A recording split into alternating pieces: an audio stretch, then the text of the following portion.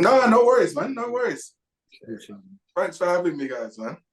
Oh, we're always going to get the big dog, man, you know. The one that opened the doors, you know. Don't be silly. Don't be silly. Surprise result as well. I know you was at the Bromley game yesterday as well, wasn't you? Yeah. Yeah, so we'll definitely touch on that. But the Gateshead result is not Gateshead. Oxford City is the surprise one. Yeah. Reckon, yeah? Hey, we're gonna get to it. We're gonna get to it. Not too early. Because I was saying to Femi, I'm not spoke to Femi about any of the results, but I want to see his reaction live. I need authenticity. That's the thing I love about the show. Yeah. True.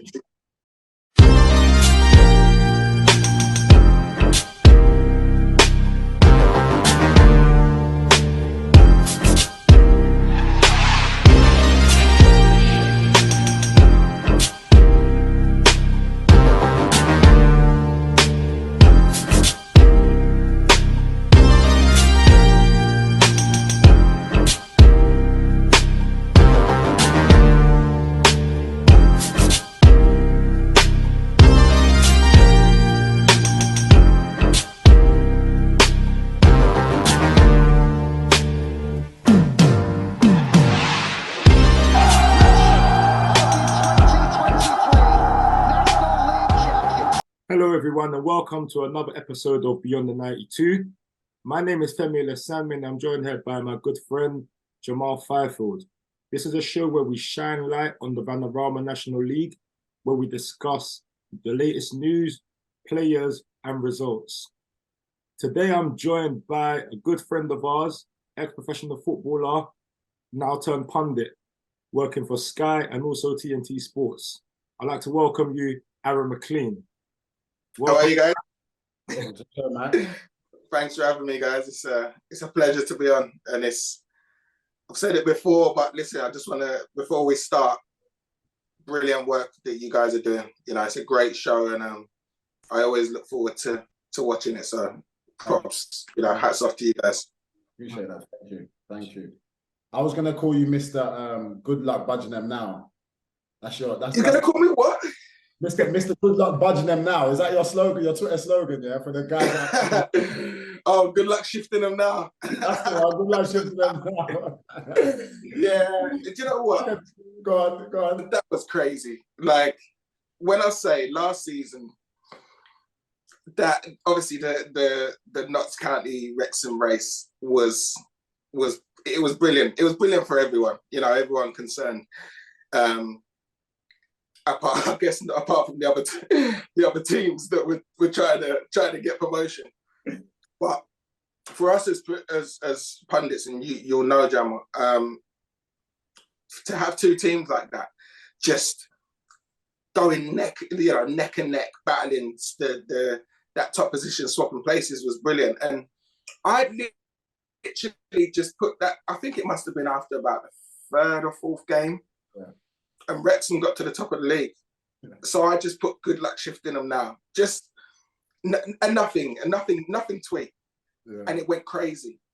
So then when I think the next game, Notts County went up. So I put the same, all I did was copy and paste it and then put Notts County. When I say that it just kept chopping and changing. I think it changed about 16 or 17 times during the season.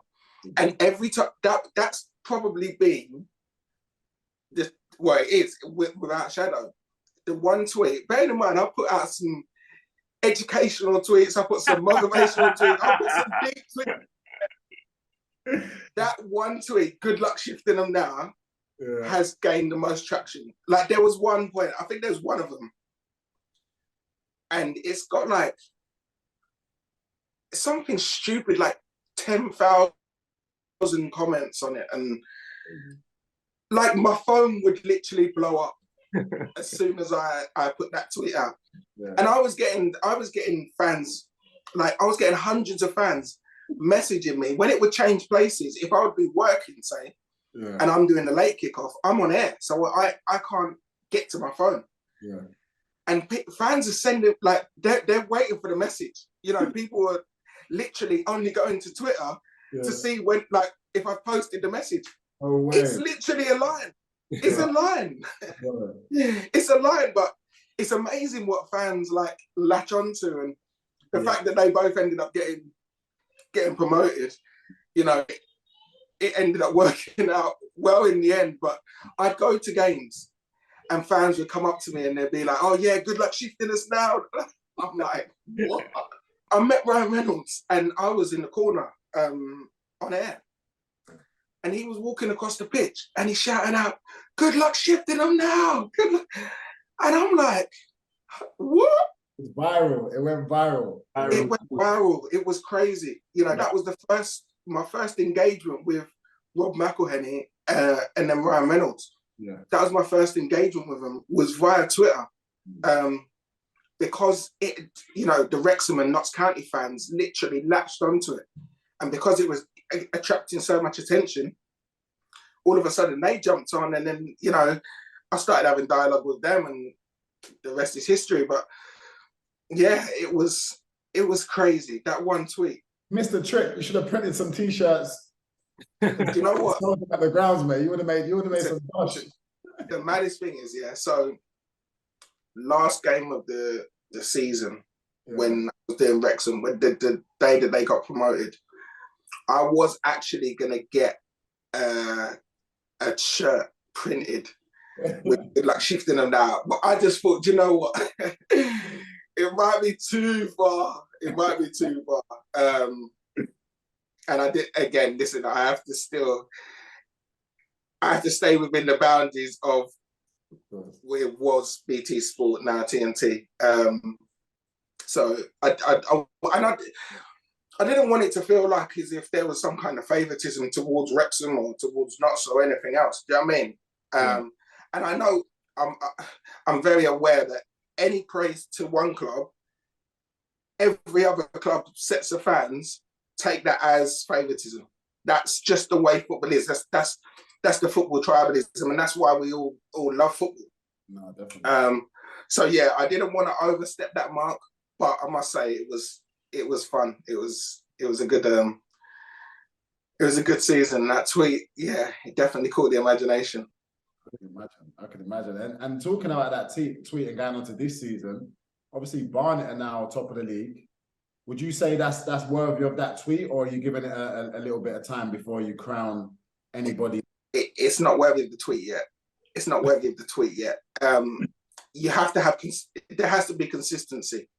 Now, the reason Wrexham got the tweet last season was because they'd spent so much money. They were the runaway favourites for the division. Like, I don't think anyone expected Notts County to do what they did. So they were, it was a case of, right, they're now they've got to the top of the league. Is anyone going to be able to shift them? That was basically it. Yeah. It was almost, a challenge.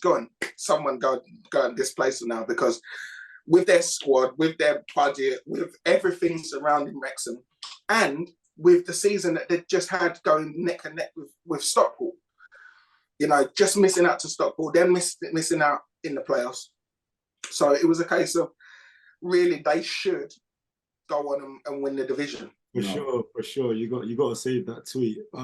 Before we get to these results, Maka, I should just talk about yourself a little bit. Obviously you've had an amazing career. You've obviously started in non-league at Grays Athletic, and you worked your way up, and you played Premier League. You had an amazing career. I want to talk about the transition though. The transition from when you retired to where you're at now. The likes of yourself, Akinfenwa Joby McAnuff, you're like an inspiration for the next generation, which is myself and Jamal. We're not talking about the young ones. We come after you, and you guys are like mad inspiration. You inspire us to do what we're doing. We're literally doing this show because of the likes of yourselves. So I just want to talk. I just want to talk about that transition, like what it was like from when you retired to where you're at today. Femi, I'll be honest with you, it was, I think I'm very lucky. I'm very lucky in that my transition out of football. So I was, I think, 34 I was at Ebbsfleet. I want you to join the coaching staff. So I was able to transition from playing straight into coaching. And then after a few months, Darren McMahon then left Ebbsfleet, and a few weeks later, all the rest of the coaching staff left. Now, that first period was difficult because I'd only been a coach for a few months. You know, I was recently retired. I'd only been a coach for a few months. I was in the process of doing my badges. And I didn't really know what I was going to do. You know, I was kind of confident that, well, look, you know, I think I'm a good coach, so I should be able to get another job. I was kind of waiting on Darryl McMahon to go in somewhere else. But I had a period of about 3 months where I just went out to different clubs. I got in touch with people that I know. So Wayne Burnett was under 23s manager at Tottenham. So I went in and spent a week with them. Grant McCann was at Doncaster. So I went in and spent a week with Doncaster. And then I spoke to Neil Bath, who was he was one of my managers when I was a kid at Chelsea. Is just going and coaching with the younger ones. But I landed on my feet with Peterborough because Darren Ferguson went back in at Peterborough. Within, you know, I just sent him a message to say, look, good to see you back. Like, wish you all the best. We had a conversation, and he said, look, just come down and have a coffee and have a look at the squad, see what you think. So I went down, went and watched training, and then when we're just sitting there chatting, he said, look, what's your plans from now? So I was like, well, I'm coaching now. So that's what I want to do now. I've hung the boots up, and he invited me to kind of come in till the end of the season. So I was coaching with Ivan Toney, Marisa, Marcus Maddison, Sariki Dembele, and it went well. So then they offered me a 3-year contract, which was brilliant for me. You know, I'd literally gone from playing straight into coaching. I had a period out where I was going out, and still I didn't want to waste that time, and then ending up at Peterborough. Sorry. In between that, I'd gone with the England under-18s as well, with Mark Robson, who again used to be one of my coaches. So he took me in, and I spent a week at St George's Park with the under-18s, and again, you know, Hudson Odoi, Emil Smith Rowe, just all the good young players, and even that was an eye-opener. You know, how professional that was. I was like, right, when I go in, just simple things like laying out bibs, the way that the bibs are laid out, getting out early, making sure everything's prepared. You know, those little things. And to be fair, Darryl McMahon was very much like that. Darren Ferguson was very much like that. So these little things that I was picking up, in terms of coaching, it definitely showed me what good coaches are like and what bad coaches are like. Not bad coaches, but there's levels. There's levels to it. There's the ones who just want to go out, and when all the players are out running around and they're trying to quickly throw down cones and bibs and whatever and get their session organised, and there's the ones that get in early and get it done. But once COVID hit, naturally, Peterborough made a position for me. So my position was one of the first to go. And that was probably I'd say that's the hardest time in my career, because I had absolutely no idea what I was going to do. I applied for a few management positions, didn't get them, and you know, I was like, where do I go from here? Because I'm a coach, but I've got a little bit of experience now because I've coached for a couple of years at Peterborough, 3 or 4 months at Ebbsfleet, but I still don't have that much experience. We're during COVID, so everyone's more or less sticking with what they've got at the moment, you know. So where am I gonna go and progress? Where am I gonna go and make my money from? So that was a difficult time, but I suppose luck and positioning. I went and covered a couple of games for Sky. So Sky, I did an interview the next day after I'd been let go from Peterborough. I did an interview for TalkSport, and I did an interview for Sky Sports News, and it was just purely talking about COVID and how COVID's affecting football, and how I've kind of become a casualty to what's happening with COVID and within the game. And a couple of weeks later, they came back to me and they were like, look, we really like the way you present on camera. We like the way you speak. Would you be interested in watching some games for us? So I was like, yeah, definitely. So that season, it was just then playoffs in the EFL. The rest of the season had been curtailed, and it was just the playoffs. So I covered a couple of the playoff games, and it went well. So the following season, they were like, look, we want you to do more. So I started doing more, and then I became regular on Sky Sports News. Then I had to make the decision, is this what I want to do? To get to this position, you can't do both. You have, with me, every weekend, you're coaching, and if you get an evening game and you're lucky enough to be able to do it, then great. But I really enjoyed the punditry side. I felt like that's where I need to position myself.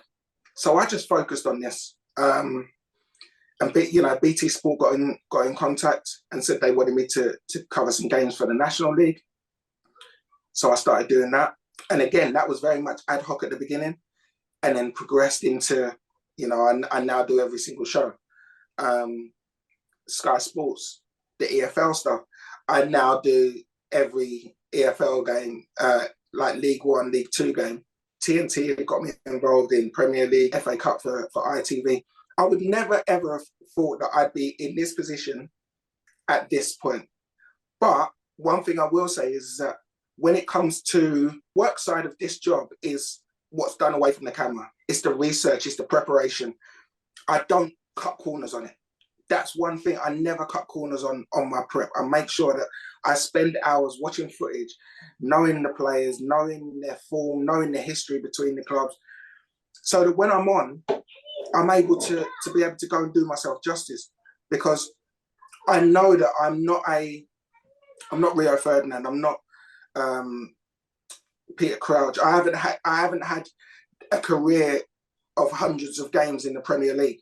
So my opportunities are going to be different to what theirs are going to be, and that's taking nothing away from them, because they're all brilliant pundits, but I know that my route to getting to that level is going to be different, because it's in television, it is a lot about familiarity and fans knowing who you are and connections to clubs, etc., etc. So I have to get to a point where I'm recognised as a pundit, not so much as an ex-player. That's kind of how I look at it. I don't look at, he's got an opportunity, I want that opportunity. No. This is my journey. I look at my media and punditry career exactly the same, and hopefully it goes in the same direction. Yeah, that must be a source of pride for you as well, though, because there is, as you said, you do it off your work that you put in. As you said, you don't cut corners, so you know that everything you get is basically deserved and worked for. Yeah, definitely. When I and I do it now and again, I'll sit back and I kind of reflect on what I've done, and progression is huge. I always want to feel like I'm progressing. I don't ever want to feel like, okay, right, I'm here now and that's it. I'm just happy doing this. There has to be a progression. But when you do sit back and you analyze, or when I talk to people that I respect in my field, there is a sense of pride, because you're doing it. Do you know what I mean? You're doing a job that a lot of people want to do, and it's becoming more and more popular. And you'll find probably 90% of the work that you do, you don't use. But it might be something that I've picked up in the last hour of work, as opposed to the 2-3 hours before. That's what I end up using. Or I'll do some work.